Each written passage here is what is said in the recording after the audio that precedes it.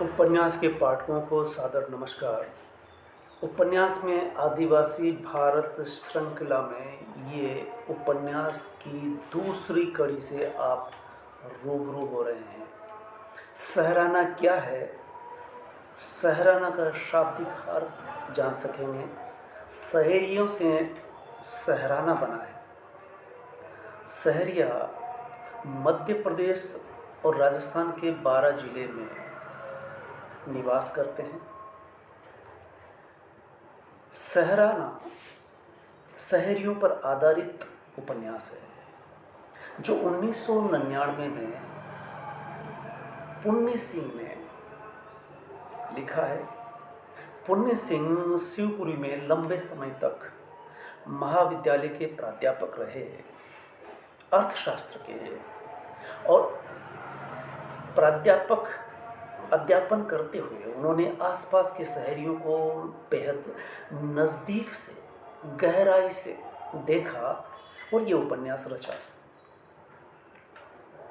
ये पाया गया है कि शहरियों में प्रतिरोध न के बराबर नगण्य है और आपकी रचना में ये निहित है।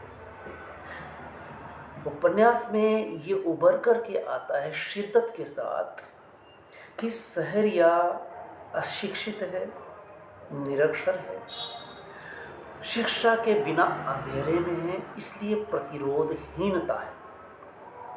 लेकिन पुलिस का हवलदार, दरोगा जब चर्च में नियुक्त होकर के आता है और दरोगा उन शहरियों के प्रति संवेदनशील है और इसी के चलते शहरियों में जन जागृति आती है, चेतना आती है। यह उपन्यास का मूल भाव है।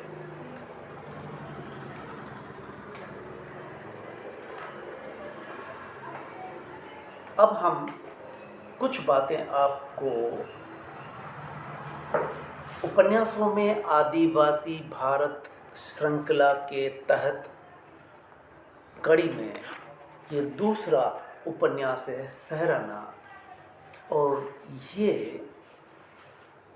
कृति पुस्तक 2015 में आई थी, लेकिन पठार पर कोहरा के रचनाकार राकेश कुमार सिंह की हाल ही में पिछले सप्ताह व्हाट्सएप पर लिखी हुई प्रतिक्रिया से प्रेरित होकर के मैं 10 साल बाद उपन्यासों में आदिवासी भारत पुस्तक को पलट करके देखता हूँ तो मुझे 12 उपन्यास इसमें दिखाई पड़ते हैं। सहराना पहले स्थान पर और दूसरे पर पठार पर कोहरा। आपने पठार पर कोहरा पर सुना 2 वीडियो, एक में उपन्यास और रचनाकार की एक तरह से भूमिका के बतौर और दूसरा उपन्यासों में आदिवासी भारत समीक्षात्मक रूप से किस तरह से लिखा गया है वो आपने सुना, समझा। आज हम सहराना जो पुण्य सिंह के द्वारा पिछली सदी में 1999 में लिखा गया, तो देखते हैं सहराने का प्रतिरोध। सहराने का प्रतिरोध शीर्षक से है। प्रतिरोध में हमेशा दबाई हुई आवाज़ ही बाहर आती है। भारत में प्रतिरोध का लंबा इतिहास रहा है। अंग्रेजों की गुलामी का प्रतिरोध 1857 के विद्रोह के पहले से ही चल रहा था। आज़ादी की लड़ाई गांधी जी के समानांतर नरम गरम दल और क्रांतिकारी अपने तरीके से लड़ रहे थे। देश की आज़ादी के समानांतर सामाजिक समानता के लिए आवाज़ बुलंद की जा रही थी। आदिवासी अपनी अस्मिता के लिए न केवल सामंतों अपितु अंग्रेजों से, राजाओं से टक्कर लेने में पीछे नहीं थे। कोल, सिद्धो, कानू और बिरसा का उल गुलाम इस संदर्भ में अपनी पहचान बनाते हैं। राजस्थान के भील, मोतीलाल तेजावत और गोविंद गुरु के नेतृत्व में किए गए संघर्ष में जलियांवाला बाग से 2-3 गुना भील शहीद होते हैं। धूणी तपे तीर गोविंद गुरु के नेतृत्व में लड़े गए भीलों के आंदोलन पर आधारित है हरिराम मीणा का, जिस पर हम आगे चर्चा करेंगे। राजस्थान में भीलों के लंबे संघर्ष, विद्रोह और प्रतिरोध के बावजूद कथा साहित्य में लगभग खालीपन रहा है। पुन्नी सिंह का सहराना सहरिया जीवन पर लिखा पहला उपन्यास है। सहरिया न केवल राजस्थान के बारा में पिछड़ी जनजाति है, अपितु मध्य प्रदेश के शिवपुरी, गुना, बीना, श्योपुर, मुरैना, विदिशा और अशोकनगर जिलों तक फैली अत्यंत पिछड़ी कौम कही जा सकती है। सहरिया राजस्थान और मध्य प्रदेश दोनों राज्यों में मिला करके 5 लाख के लगभग होंगे। एक तरफ जब देश में विकास के झंडे गाड़े जा रहे हों, विश्व शक्ति बनने की महत्वाकांक्षा पाली जा रही हो, ऐसे में देश की एक बहुत बड़ी कौम को भूखे, नंगे व अनपढ़ रहना चिंतनीय व सोचनीय है। एक तरफ बिहार, झारखंड के आदिवासियों द्वारा अनेक विद्रोह किए गए, तो दूसरी तरफ सोई हुई कौम सहरिया है। इस संदर्भ में सहरिया समुदाय पर आधारित सहराना में प्रतिरोध के स्वर की गूंज सुनाई पड़ती है। ये रचना बेहद रोचक और पठनीय बन पड़ी है। सहरियों को प्रतिरोध विहीन कौम कहा जा सकता है। इनकी आवश्यकताएं सीमित रही हैं। जंगल, नदियों और पहाड़ों से अपनी रोजी रोटी जुटाते रहे हैं। यहाँ तक कि सहरियों की फितरत में खेती बाड़ी से जीवन यापन करना भी नहीं रहा। जंगल के बाद मजदूरी पर आश्रित सहरिया गरीबी, भूखमरी में पलते रहे। लंबे समय तक जमीन के नाम पर दिए जाने वाले सरकारी पट्टे कागज पर ही दिए जाते रहे हैं। जमीन के लेकर ये कभी भी गंभीर नहीं रहे। संतोष की पराकाष्ठा में जीने वाले सहरिया अपनी सारी आवश्यकताओं की पूर्ति जंगल से करते रहे हैं। पर जब जंगल कट कट कर सिमटने लगे तो इनको विकल्प के रूप में दूसरे आश्रय की तलाश करनी पड़ती है।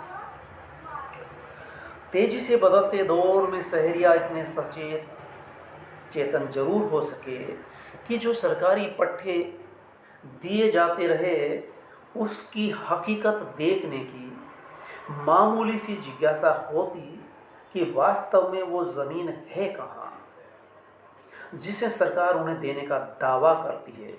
शहरियों को ज़मीन के पट्टे शासन के नियमानुसार सामूहिक तरीके से दिए जाते रहे।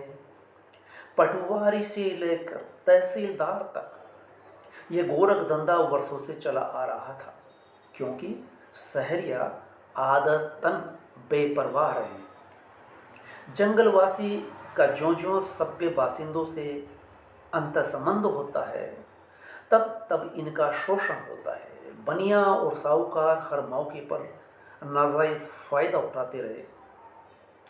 नया सहराना के शहरियों में चेतना जगाने का आरंभ, सहराना उपन्यास किस तरह से आरंभ होता है, अब मूल समस्या उपन्यास में किस तरह से उठाई गई है कि नया सहराना के शहरियों में चेतना जगाने का आरंभ दिखाई पड़ता है चर्च थाने में दरोगा अंगद राम के पहुंचने से। दरोगा के आने से सहराना वर्षों की नींद से जागने लगता है। सदियों से सोई कौम जागने से शोषक और नेताओं की नींद उड़ने लगती है। ऐसा व्यक्ति नेता और शोषकों को चुभने लगता है। क्षेत्र के प्रतिनिधि हरिराम अंत तक कदम उठाता है। अगले कुछ दिनों में ही चुनाव होने वाले थे। ऐसे मौके पर यदि दरोगा चर्च थाने में बना रहा तो सहरिया वोट हरिराम को हरगिज नहीं मिलने वाले। Page number 85। दरोगा की बदली हो जाने पर साहूकार, बनिया और क्षेत्र के छुटभैया नेताओं में हर्ष की लहर दौड़ जाती है तो सहराना में मुर्दनी छा जाती है। गैर आदिवासी शहरियों को खिलौना भर समझते हैं। गैर आदिवासी। नेताओं ने जहाँ चाहा वहाँ वोट डलवा लिया, साहूकारों ने जैसे चाहा वैसे लूट लिया, लेकिन शहरियों की तरफ से कभी कोई सवाल नहीं उठा, न प्रतिरोध के स्वर उठे, न किसी तरह का जवाब ही मिला। उनके परंपरागत विश्वास को ये जानकर धक्का लगता है कि इस बार वे वोट नहीं देंगे, क्योंकि उनके हितैषी दरोगा की बदली में इसी पार्टी के एमएलए का हाथ रहा है। मिश्री लाल उपन्यास का पात्र मिश्री लाल मास्टर को लगता है शहरिया बदल रहे हैं। फूलचंद दीवान सही कहता है, दरोगा ने घाटी के शहरियों को बागी बना दिया है। दरोगा अगर साल 2 साल इस इलाके में और रह जाता तो वे लोग पूरी तरह बागी हो जाते। सो शहरिया का पक्षधर दरोगा बदल दिया जाता है। पुलिस का साम्राज्यवादी रूप आज़ादी के बाद भी बराबर बना हुआ है, जो आदिवासी संदर्भ में और भयावह हो उठता है। पुलिस की अमानवीयता को देखते हुए कई साल पहले इलाहाबाद उच्च न्यायालय के एक न्यायाधीश ने कहा था, न्यायाधीश का कथन है, पुलिस अपराधियों और गुंडों का सबसे ज़्यादा संगठित और सबसे बड़ा गिरोह है। डैश डैश पुलिस का डंडा चलता है अधिकतर आदिवासियों, भूमिहीन मजदूरों, महिलाओं और कम उम्र के बच्चों पर, जो आर्थिक रूप से गरीब और सामाजिक रूप से वंचित कहलाते हैं। पुलिस अपनी सफाई में उन पर नक्सलवादी होने का आरोप लगा देती है। सैराना के शहरियों पर पुलिस का क्रूर, अमानवीय और भ्रष्ट रूप ही दिखाई देता है। अंगदराम एक अपवाद है। पुलिस वालों को खुलकर हाथ दिखाने का मौका मिला। पृष्ठ 129। वे उनके देवता की पूजा सामग्री तक को बिखेर देते हैं। पुलिस वालों का रूप इस तरह का होता है, देवता का अपमान होते हुए वे नहीं देख पाते और प्रतिकार में पुलिस वालों पर हाथ उठा देते हैं। पुनः ट्रक भर पुलिस सहराना पहुंच के कोहराम मचा देती है। यह है पुलिस का असली रूप। लेकिन अंगदराम दरोगा एक अलग ही मिट्टी के थे, जिनका तबादला कर दिया जाता है। उस दिन सहराने की जो गति बनी वो काफ़ी दिनों तक याद रही। लोगों को घरों से खींच खींच कर नंगा कर दिया गया। औरत मर्द की कोई मर्यादा बची नहीं रह सकी। लगभग आधे सहराने को पुलिस वाले जानवरों की तरह घेर कर थाने ले गए। 16 लोगों को हवालात में भेड़ बकरियों की तरह बंद कर दिया जाता है। अंगदराम पुलिस संस्था को कुछ समय के लिए संवेदनशील बना देते हैं, परंतु वह पुलिस की प्रकृति को नहीं बदल सकता। शहरिया लोगों में वो जीने का जज्बा पैदा करता है। उसके आने से मूक लोग बोलने लगते हैं। सोमा कहता है, उपन्यास का पात्र, सब लोग जानत है कि दरोगा के कारण ई घाटी को शहरिया बोलबो सीख गवो है। Page number 87। शहरिया ऊंच नीच सब सुनता ही तो रहा, हमेशा हामे गर्दन ही तो हिलाता रहा। इसलिए जो भी शहरियों में आता है जितना चाहे लूट कर चला जाता है, क्योंकि शहरियों की तरफ से किसी तरह का प्रतिरोध विरोध नहीं मिलता। विरोध व प्रतिरोध करने के लिए अपने होने का एहसास होना चाहिए। यही एहसास अंगदराम दरोगा से मिलता है। अंगदराम जाते हुए कह जाता है, अगर पूरा सहराना मिलकर अन्याय के खिलाफ उठ खड़ा हो तो फिर किसी की हिम्मत है जो तुम्हें अपमानित कर सके, तुम्हारा हक मार सके। Page number 88। उपन्यास की प्रमुख महिला पात्र अंजनी काकी की बात शहरियों को साहस दिलाती है। वह कहती है, एक बार दरोगा मिल भी गया तो उससे बात नहीं बनेगी, हमें अपनी ही ताकत से उठकर अपने ही पैरों चलना होगा। ये एक अनुभवी महिला की बात थी। मौत के डर से मैं कब तक छिपता फिरूं, जब तक ये जान जंग करनी ही होगी इंसानियत के लिए। कवि, आदिवासी कवि बहारू सोनवणे की पंक्ति है।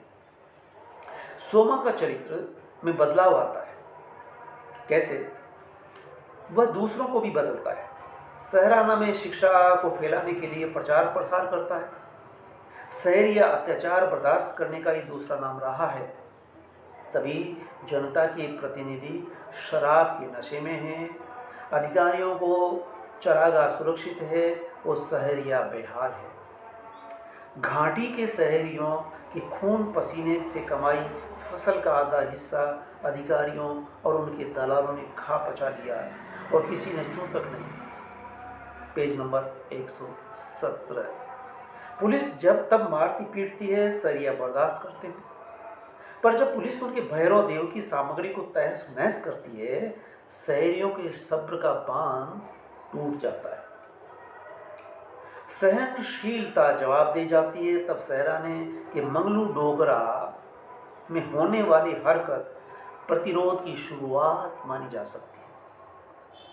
वह उठ खड़ा हुआ, मानो पूरे सहराने को ललकारता हुआ बोला, है मोड़ी चौदों, ऐसे लुक के चुम बैठे हो, ए मोड़ाओ, मारो मोड़ी चौदों को। वही पेज नंबर 130। सोमा के पिता का मोटा सोटा दरोगा की गर्दन पर आ पड़ता है।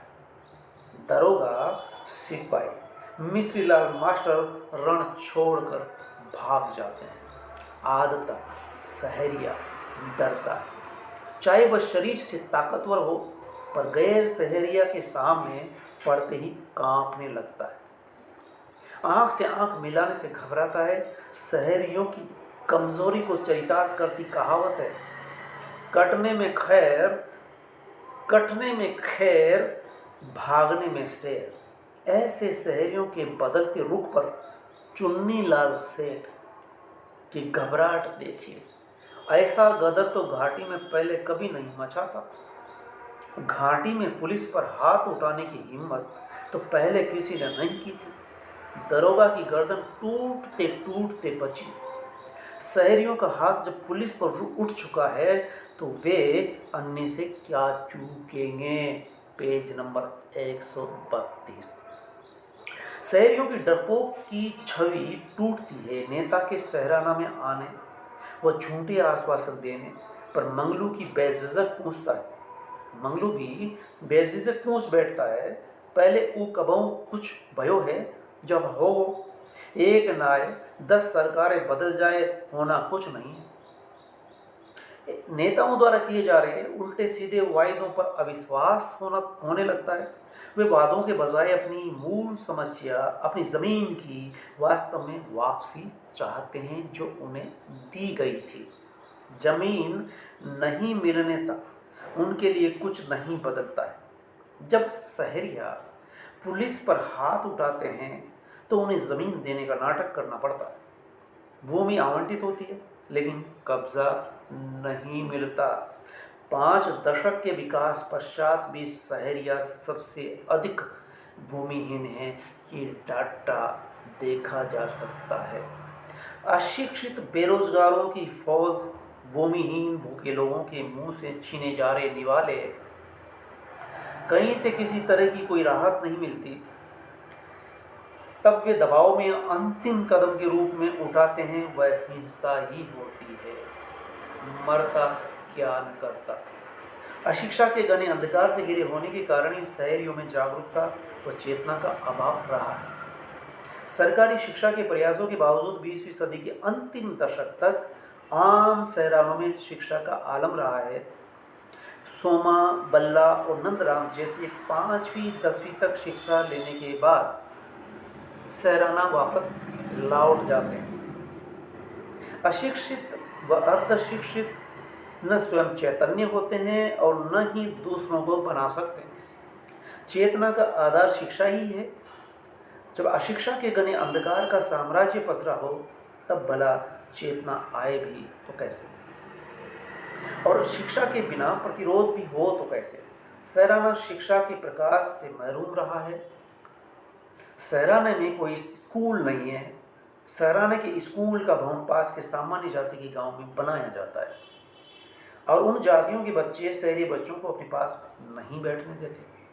शहराना से 3 छात्र ही पढ़ने के लिए बाहर निकलते हैं। सोमा, बल्ला 10वीं तक और नंददास 5वीं तक की शिक्षा ले पाता है। नौकरी के नाम पर बल्ला डाक बंगले में चौकीदार हो जाता है। सोमा भी बनने की हसरत रखता है। भगत गोठिया को नंदराम का 5वीं तक पढ़ना चुनौती लगता है। उसके द्वारा किए जाने वाले व्यंग से वो बेहद खफा है।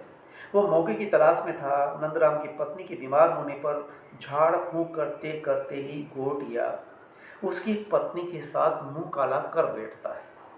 सारा सहरना गोटिया की ऊंच नीच बर्दाश्त करता रहा, पर शिक्षित नंदराम पंचायत बुलाता है और पाखंडी को सहराना से बाहर करवा देते हैं। शहरिया आदिवासियों में सरकारी प्रयासों के बावजूद अशिक्षा का अंधकार घना क्यों है? सवाल यह है। 20वीं सदी के अंतिम दशक में लिखे गए उपन्यास में कोई भी पात्र उच्च शिक्षित नहीं है। सामान्य सर्वे रिपोर्टों से पता चलता है कि शिक्षा की दृष्टि से हाशिए पर स्थित आदिवासियों के लिए काला अक्षर भैंस बराबर रहा। घाटी में फैला अशिक्षा और अज्ञान का अंधकार निरंतर गहराता ही जा रहा है। इसलिए शहरिया की जिंदगी में अंधेरा है। इस अंधकार को मिटाने के लिए अब तक जितना कुछ किया गया तमाशे से अधिक नहीं था। शहरिया पढ़ लिख नहीं सकता। शहरिया के बच्चों को स्कूल जाते देख लोग आश्चर्यचकित करते हैं। अये भियो जे घाटी में का है रहो है, जो शेर का मोड़ा मोड़ी पड़वे लगे तो फिर एक गहो घंटा ढाल। ऐसा हाल तो पहले कबू नहीं सुना। हाँ बड़ उल्टो जमाना आओ भयो। Page number 209। ये उपन्यास 20वीं सदी के अंतिम दशक का है। उस घटना को आज 25-30 साल हो गए। आगे देखिए समीक्षा का। केवल इसी सोच ने शहरियों की शिक्षा प्राप्त करने के हर रास्ते बंद किए हैं। उपन्यास के परिवेश के अनेक रूप शब्द विधान, वाक्य विन्यास तथा मुहावरे एवं लोकोक्तियों का अंचल विशेष की संवेदना को मूर्त रूप देने के लिए प्रयोग हुआ है। सर्वनाम के रूप में है मयो, मेयो, मोय, मेई, तोय, तोसो विशेषणवाचक है। मलूक क्रिया रूप में गायवो, भई, रहंदे, कहवो। प्रश्नवाचक शब्द है च्यों। कहावतें हैं खेती और गाभिन गाय तब समझो जब घर में आए। हाथी कितनों लट जाए तो पड़ाते भारी रहे हो। और मुहावरे के रूप में देख सकते हैं भूमर में कम मूत धरती पर धर के का खा। उड़ो उड़ो फिरना, नाक तक पिलना, आग में मूतना, पथराते मूड़ मारना, लंगोट बांधना और गर्दन उड़ा देना इनका प्रिय मुहावरा है। शहरिया क्षेत्र में कुछ शब्द, कुछ बोलियां, कुछ कहावतें हैं जिसका उपयोग उपन्यास में भली भांति हुआ है। इनकी बोली पर बुंदेली मिश्रित ब्रज का प्रभाव है। शहरियों को लेकर एक चर्चित कहावत है, जिस दिन शहरिया के घर में एक जून खाने को हो उस दिन वह काम पर नहीं जाता। यह अतिशयोक्ति लग सकती है। इनके आलसी स्वभाव को मद्देनजर रखकर ऐसा कहा जाता रहा है। शहरियों में होने वाली हलचल आ रहे परिवर्तन की संकेतक है कि उनका स्वभाव भी रहा है काम न करना। आलस छोड़ वे काम में जुटे दिखते हैं। तेंदु पत्ता तोड़ने में लगे हैं। परिवर्तन जो हो रहा है आलसी शहरिया मेहनत करता दिखता है, जिसकी कल्पना उपन्यास में रचनाकार ने दिखाई है। एक आध स्थान को छोड़ते हैं तो सोमा और फोदलिया में शहरिया स्वभाव के लक्षण चरित्र परिलक्षित होते हैं। फोदलिया जब गुस्से में गर्दन उतारने के मुहावरे में बोलता है तो उसकी शहरियाई निडरता और अक्कड़पन और बिना सोचे आग में कूद पड़ने की नासमझी का भी एहसास होता है। सहराना पुण्य सिंह का सैद्धांतिक या मतवादी प्रतिभा का सृजन नहीं करता। रचनाकार की आस्था व जुड़ाव भले ही साम्यवाद से रहा हो, लेकिन उनकी रचना बौद्धिकता साम्यवादी विचारधारा से परिचालित, संचालित, अनुशासित नहीं होती। जमीनी साहित्यकार रेणु की तरह उनका रचनात्मक सरोकार समाज के निचले स्तर पर जीने वाले लोगों की संवेदना को अभिव्यक्ति देना रहा है। वे शहरियों के बदलते जीवन संदर्भ, करवटों और सलवटों को पहचान कर मानवीय स्पर्श देते हैं। दमन, शोषण, विस्थापन की नियति के प्रतीक शहरिये हाशिए पर जीते हुए प्रतिरोध भी कर सकते हैं। ये इस उपन्यास से आभासित होता है। सोई हुई कौम में प्रतिरोध की संभावना की तलाश की गई है। मनुष्य की स्वाभाविक प्रवृत्ति भी है कि वह लंबे समय तक स्थिर नहीं रह सकता। रचनाकार का आशावाद व आदर्शवाद भी हो तो भी तालाब में पानी में कंकड़ फेंकने की पहल कही जा सकती है। शहरियों के प्रतिरोध पर आधारित सहराना रेणु के मेला आंचल की छोड़ी हुई आगामी कड़ी कहा जा सकता है। शहरियों के सहरानों में अशिक्षा का घना अंधेरा है। ऐसे ही अंधेरे को चीरने का प्रयास अल्प शिक्षित सोमा आदिवासी दरोगा के संपर्क से या संपर्क में आकर के हकों के प्रति सजग होकर प्रतिरोध करता है। सेठों साहूकारों से लड़ता हुआ सरकारी नुमाइंदों को मारकर सोमा प्रतिरोधी कदम उठाता है। शहरिया राजस्थान और मध्य प्रदेश की ऐसी अति पिछड़ी जनजाति है कि उन्हें अपने लोकतांत्रिक हकों की जानकारी भी नहीं है। शिक्षा जैसे मूल अधिकार का भान भी नहीं है। सरकारी संरक्षण व आरक्षण किस चिड़िया का नाम है वे नहीं जानते। सहरानों में शाम होने पर जो अंधेरा पसरता है वह दिन के उजाले से नहीं दूर होता। अधिकांश को नहीं पता है कि उनके बच्चे पढ़कर क्या हासिल करेंगे। सहराना पिछड़ी जनजाति पर लिखा राजस्थान का पहला उपन्यास कहलाने का हकदार है। ये थी समीक्षा जो कोई 2009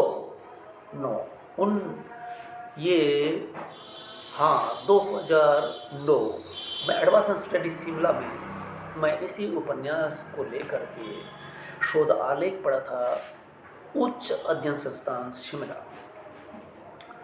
इसके बाद एक पत्रिका में ये प्रकाशित हुआ। तत्पश्चात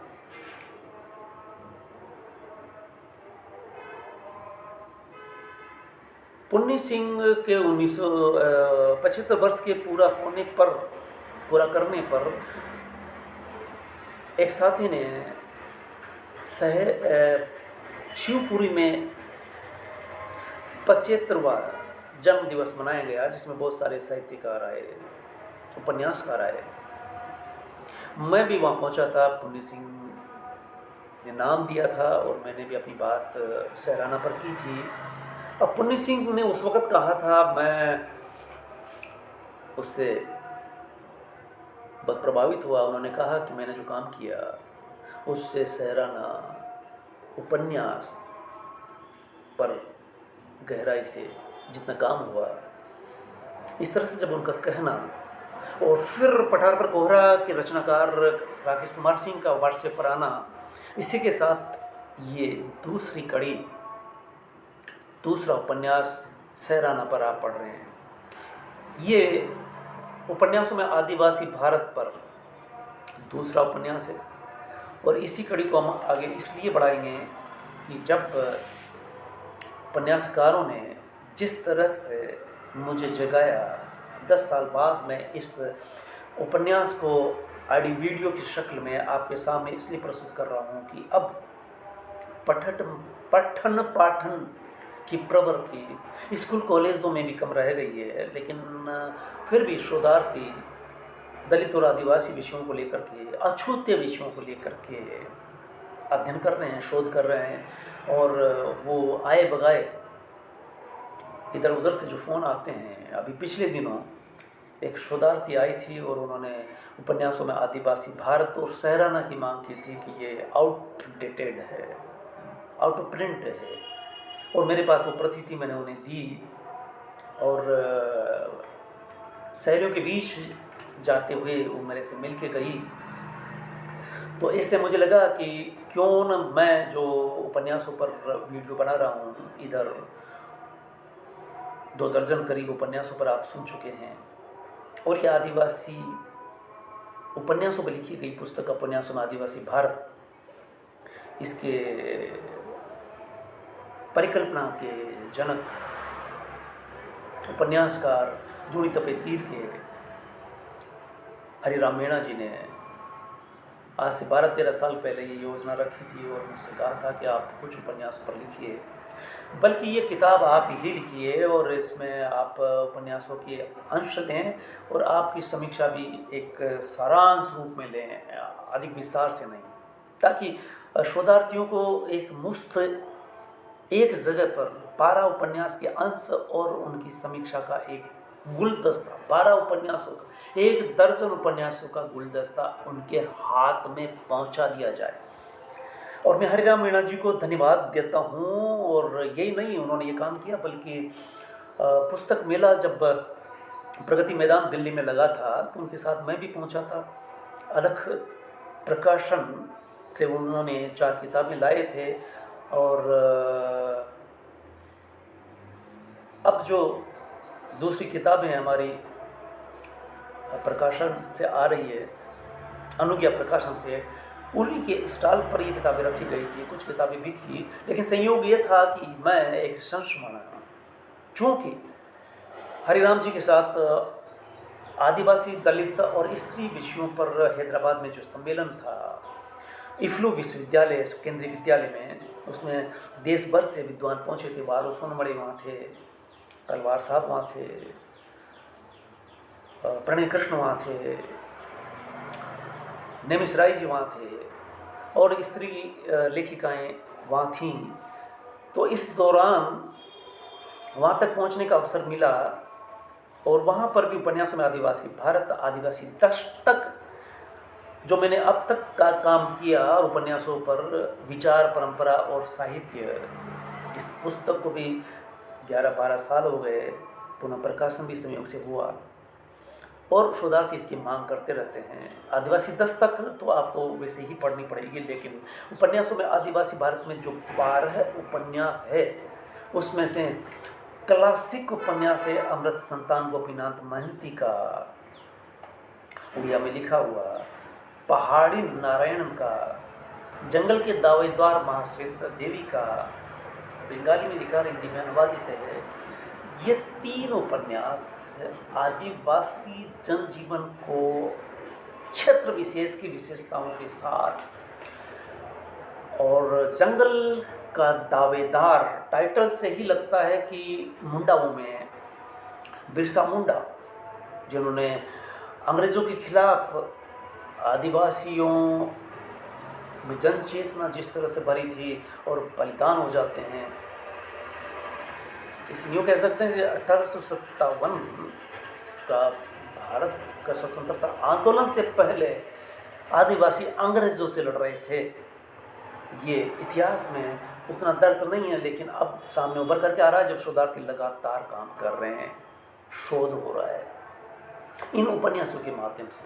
इसलिए जंगल का दावेदार बहुत चर्चित हुआ। सुरेश कुमार सिंह ने इस पर एक किताब लिखी थी, जंगल के दावेदार, यानी बिरसा मुंडा पर महाश्वेता देवी ने जंगल के दावेदार नाम से, यह शीर्षक भी सुरेश कुमार सिंह के कहने पर महाश्वेता देवी ने रखा था। तो इस तरह से ये उपन्यास पर भी आपको यहाँ कुछ हद तक हम अगले वीडियो में जंगल के दावेदार, अमृत संतान के बारे में इतना कह दूँ मैं, वीरबार तलवार जो मेरे गुरुजी रहे जवाहरलाल नेहरू विश्वविद्यालय में, और दूसरी बार उनसे मुलाकात हुई एडवांस स्टडी शिमला में जब वो फेल होते और मैं एसोसिएट। मैं गुरुवर को नमन करता हूँ कि उन्होंने, जब मैं शायद इस उपन्यास के बारे में या 3 बार मैं एसोसिएट रहा था और मैंने पत्रवाचन एडवांस स्टडी शिमला में किया था, एक के वीरबार तलवार अध्यक्ष थे और एक उपन्यासकार से उन्होंने उसी वक्त मुलाकात कराई थी, तो उनसे वहाँ शिमला घूमते हुए मिले थे। मुझे नाम अब याद नहीं आ रहा, मैं बताऊँगा। इसके बाद वीरबार तलवार, जब मैंने आदिवासियों पर नेशनल सेमिनार यूसीसी योजना के तहत बूंदी महाविद्यालय में किया था, जिसमें मुंडा doctor Ramdayal Munda, vice chancellor Ranchi विश्वविद्यालय के, और न्यूयॉर्क में 18 साल पढ़ाते हैं रामदयाल मुंडा, जिनसे मुलाकात मेरी रमणिका गुप्ता के आवास पर डिफेंस कॉलोनी दिल्ली में हुई थी। मेरे बुलावे पर वो जब ढूंढी आए तो एक ये मेरी उपलब्धि थी कि एक पहुंचे हुए व्यक्ति, रमणिका गुप्ता जो युद्धरत आम आदमी निकालती है, निर्मला पुतुल 2 सम्मेलनों में से एक में आई थी, वारू सानवड़ी वहाँ थे। तो इस तरह से हम ये कह सकते हैं कि ये श्रृंखला आपको कुछ उपन्यासों पर पहले आप वीडियो देखते रहे हैं, लेकिन ये क्रमशः मैंने ये देखा कि मैं अपने वक्तव्य देता हूँ, कुछ भटकाव आ जाता है, लेकिन इसमें सतत लगातार आप अब तक लिखी गई समीक्षाएं जिस भी रूप में हैं उपन्यासों में, आदिवासी भारत में शेष 10 उपन्यासों पर सुन सकेंगे। मैं उम्मीद करता हूं कि आप इस पर टिप्पणी अवश्य करेंगे, इसलिए करेंगे कि ताकि शोधार्थी जो देख सुन रहे हैं उनकी प्रतिक्रिया मिल सके, उनके सवाल भी मिल सके, ताकि हम अगले वीडियो में ठीक वैसे ही बातचीत कर सकें। बेशक गंभीर बातचीत या समीक्षात्मक या पढ़ने लिखने से संबंधित जो वीडियो होते हैं उनके पाठक बेशक कम होते हैं, लेकिन जितने भी होते हैं उनकी प्रतिक्रिया इसलिए मिलनी चाहिए कि राजनीति में वो लोग जिनको आना चाहिए नहीं आ पा रहे। लेकिन इस तरह की चर्चाओं में जो आप अब चुप रहे, मूक रहे, तो फिर कभी नहीं बोल पाएंगे। लोकतंत्र है, आपको बोलना चाहिए, आपके अंदर जो है वो बताया जाना चाहिए।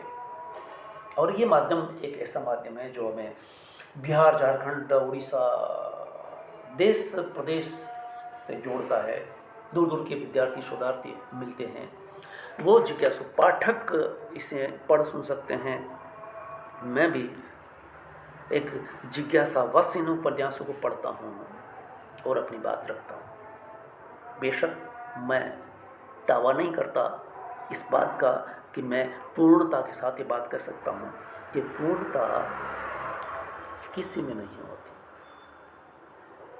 आधी अधूरी जितनी भी है, जो भी सामने कह सका, आप इस पर अपनी टिप्पणी कर सकते हैं। धन्यवाद। सब्सक्राइब करें और आगे इसको अवश्य बढ़ाएं ताकि ये कारवां आगे बढ़ता रहे। धन्यवाद।